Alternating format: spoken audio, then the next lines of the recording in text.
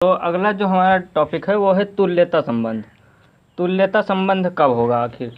तो तुल्यता संबंध की कुछ शर्तें होती हैं। वो शर्तें जो हैं 3 शर्तें होती हैं, यानी कि सममित संबंध होना चाहिए, संक्रामक होना चाहिए, और जब स्वतुल्य होगा, मतलब ये तीनों होंगे, ये और हमारा ये, अगर ये तीनों होगा तो हमारा क्या होगा, हमारा तब क्या होगा, तुल्यता संबंध तभी होगा, अन्यथा नहीं होगा। तो अगर तुल्यता संबंध है तो ये तीनों शर्तें भी होनी चाहिए, तभी हम कहेंगे तुल्यता संबंध है, अन्यथा नहीं होगा।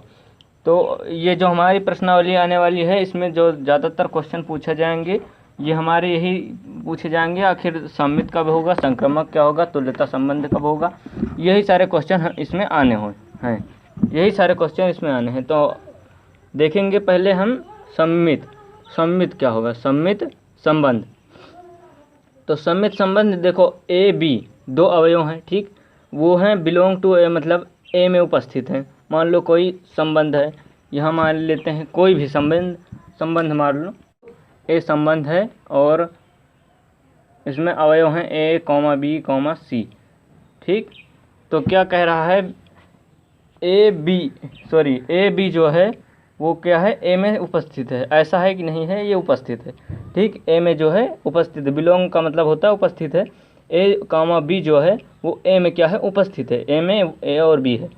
तब क्या है, A comma B belong to R, मतलब ए कॉमा बी जो हैं वो आर से संबंध रखते हों, और बी कॉमा ए है जो है वो आर से संबंध रखते हों।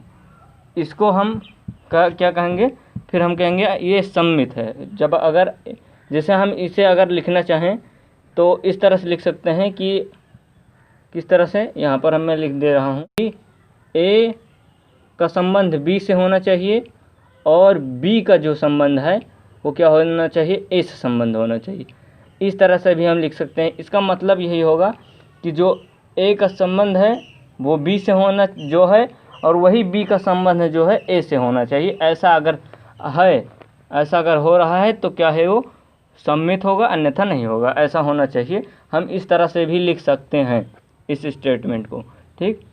अब संक्रामक कब होगा, संक्रामक के लिए क्या है, ए कॉमा बी कॉमा सी क्या है, ए में उपस्थित में, यहाँ मैंने जो बताया ए में क्या है, उपस्थित है, ठीक। और उसके बाद क्या है, और उसके बाद जैसा हमने वहाँ बताया, हम यहाँ पर इसलिए लिख रहे हैं, इसी तरह से आसान होता है। उस तरह से लिखने से अच्छा है कि इस तरह लिखें। तो ए का संबंध बी से है तब, तथा बी का संबंध सी से वही होना चाहिए। और फिर क्या है कि तब ए का संबंध सी से भी वही होना चाहिए। ऐसा मतलब देखो यहाँ पर क्या था कि जैसे यहाँ पर सममित में क्या था, सममित में था कि अगर राम श्याम का पिता है तो श्याम जो है राम का पिता होना चाहिए, तब यह होगा सममित। लेकिन ऐसा नहीं हो सकता, ये समझने के लिए मैं बता रहा हूँ कि राम अगर श्याम का पिता है तो श्याम भी राम का क्या होना चाहिए, पिता होना चाहिए, तो सममित होगा। और इसमें देख लो, मान लो यहाँ पर मान लो ये क्या है, दादा, फिर पिता और बेटा, देखो बेटा, ठीक। तो ये इनके पिता हैं और ये इनके पिता हैं, लेकिन ये क्या इनके पिता हैं, नहीं, ऐसा नहीं हो सकता। कि ऐसा हो सकता है, ऐसा नहीं हो सकता, ये तो इनके नाती हैं भाई। तो जो ए जो है और बी और सी, तो ए का जो है बी जो है पिता है, और बी जो है सी का पिता है, लेकिन सी जो है वो ए जो है वो सी का पिता नहीं है। ऐसा हम नहीं कह सकते, क्योंकि ऐसा नहीं हो सकता, यह असंभव। तो ऐसा अगर होगा, लेकिन अगर ऐसा हो रहा है कि ए जो है सी का भी पिता है, तो अगर इस तरह से हो रहा है तो ये क्या होगा, संक्रामक होगा, अन्यथा नहीं होगा। कि मतलब जैसे ए का जो बी से संबंध है वही जो है बी का सी से होना चाहिए, और वही जो है ए का सी से होना चाहिए। देखो यहाँ पर हम समझने के लिए अगर लिखें, जैसे यहाँ पर हम लिखते हैं क्या, सममित है, सममित वाला लिखते हैं। सममित वाला जो है अपन हम लिखें, मान लो कि जो ए का संबंध है जो बी से है, और जो है बी का संबंध जो है वो सी से है, और इस दोनों को हटा दें तो इक्वल क्या होगा, ए रिलेशन ऑफ सी। तो यही आ रहा है ना, तो यही अगर याद रखना है तो इस तरह से भी आप याद रख सकते हैं। तो इस तरह से याद रखेंगे अच्छा होगा कि अगर मान लो ये दोनों लिखते हैं तो बीच वाले जो हैं बी गायब हो जाते हैं, एक रिलेशन सी हो जाता है। ठीक, तो अगर ऐसा हो रहा है तो संक्रामक होगा। एक बार मैं फिर से रिपीट करूँगा जब प्रश्नावली स्टार्ट करूँगा, अब अभी भी समझ लीजिए बढ़िया से, और एक बार फिर से शॉर्ट में रिपीट कर दूँगा, आपको रट जाना है, ऐसा नहीं है कि आपको आएगा नहीं। देखो यहाँ पर जो है सोतुल्य संबंध, सोतुल्य संबंध में क्या होगा कि ए जो है एक ए में उपस्थित है, ये तो होगा कि जो, और उसके बाद ए बिलोंग टू आर, मतलब ए जो है इस तरह से कह दें जो ए का जो संबंध है ए से वही होना चाहिए, वही संबंध होना चाहिए। मतलब ऐसा होना चाहिए कि ए जो है वो ए का क्या है, पिता है। ऐसा हो सकता है ए का पिता हो, लेकिन ऐसा अगर स्टेटमेंट है कि जो ए है वो खुद पे संबंध है, ए जो है मतलब ए जो है वो ए का क्या है, वो होना चाहिए वो खुद पिता हो, खुद संबंध हो, तो ऐसे संबंध को कहेंगे सोतुल्य संबंध। अगर ये तीनों कंडीशन हो रही हैं तो होगा हमारा क्या, तुल्यता संबंध। ठीक है, एक एग्जाम्पल लेकर समझते हैं कि आखिर क्या होगा। देखो A equal to A comma B comma C है, R equal to O A सर्वांगसम बी, मतलब ए और बी क्या है, सर्वांगसम है।